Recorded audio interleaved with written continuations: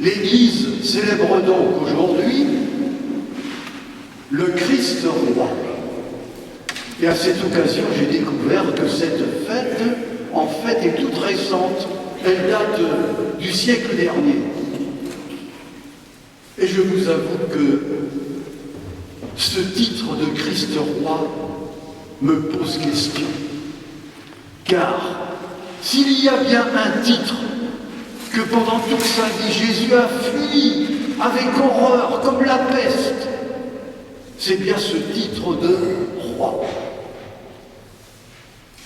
Et je craindrais en plus, surtout ces temps-ci, où les fondamentalismes religieux reviennent au premier plan, je craindrais que ce titre de Christ roi fasse penser que le christianisme est une religion qui voudrait s'imposer à tous. Or, il n'y a rien plus d'opposé à tout ça que la vision de Jésus. Alors trouvez d'autres titres, lesquels, figurez-vous, comme si l'Église sentait le problème. Figurez-vous que l'Église aujourd'hui, à travers sa liturgie, nous propose deux autres titres. Et ceux-là, ils plaisent à Jésus puisqu'il les a revendiqués. Le premier, nous le trouvons dans le prophète Ézéchiel et le deuxième dans l'Évangile. Le premier est connu, le deuxième aussi, mais plus inattendu. Ce premier titre, qu'est-ce que c'est, Ézéchiel? Dieu, un berger, un simple berger.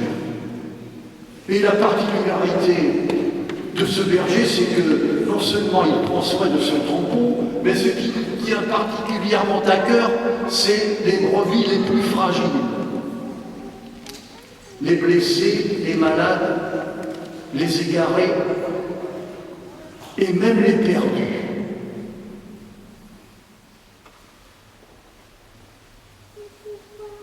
Et Jésus a revendiqué ce titre. Je suis le bon berger. Mais lui, il ajoute un plus. Lui, il prend tellement soin de ses brebis, surtout des plus fragiles, c'est qu'il est prêt à tout pour elles, y compris donner sa vie.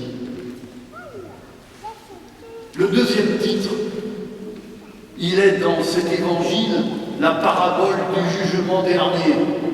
Écoutez ça. Quand le Fils de l'homme viendra, toutes les nations seront rassemblées devant lui. Le Fils de l'homme. Voilà le titre que Jésus revendique. Quoi? Un fils d'homme? Mais c'est pas un titre. Quoi de plus banal, quoi de plus trivial qu'un mot pareil? Fils d'homme. Et pour qu'on ne se méprenne pas et qu'on comprenne bien ce que Jésus veut dire, il prend soin de nous donner 6 visages de ce Fils d'homme, 6.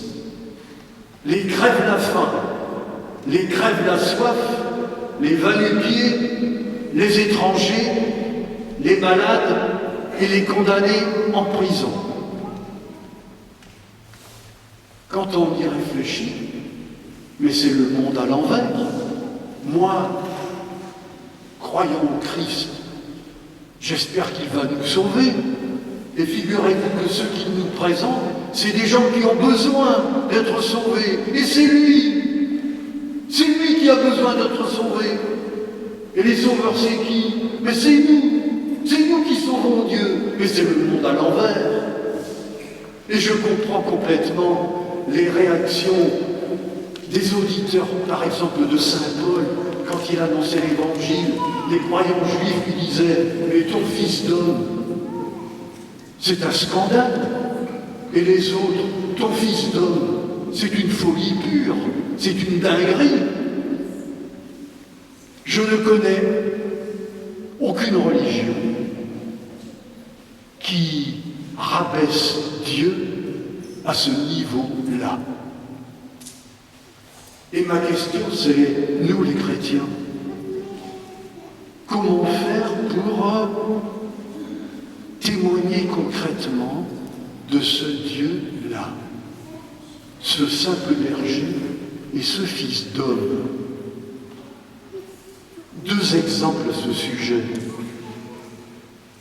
Dans les années 2000, le diocèse a remodelé nos paroisses. Et par exemple, ce qui était 3 clochers, Sainte-Custoire et Mauves, nous sommes devenus une paroisse, Saint-Mathieu. Et pour faire ce travail, les autorités diocésaines nous ont fait une recommandation, celle-ci. Ne vous contentez pas de faire que la nouvelle paroisse y soit célébrée la messe avec, même si c'est important, avec la catéchèse des enfants, mais veillez à ce que dans chaque paroisse, il y ait un pôle solidarité en lien avec ce fils d'homme. Deuxième exemple, le week-end dernier, le diocèse a organisé ce qu'il a appelé le festival de la fraternité. Et j'y suis allé comme certains parmi vous.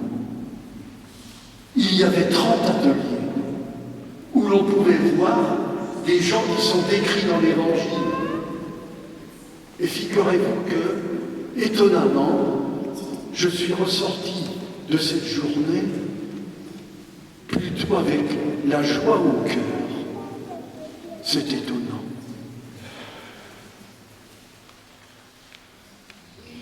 Nous célébrons le Christ roi. À un seul moment de sa vie, un seul, Jésus est apparu en public, affublé de ce titre, roi.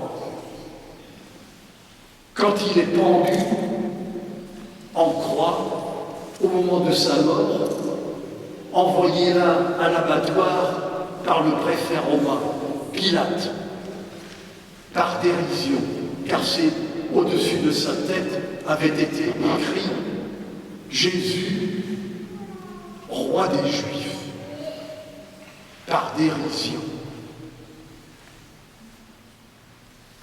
Cette fête étonnante du Christ roi nous invite, les chrétiens, à toujours nous étonner de notre Dieu, qui scandalise les uns, étonne vraiment les autres, les étonne. C'est bien que nous soyons étonnés par ce Dieu-là, ce simple berger et ce fils d'homme.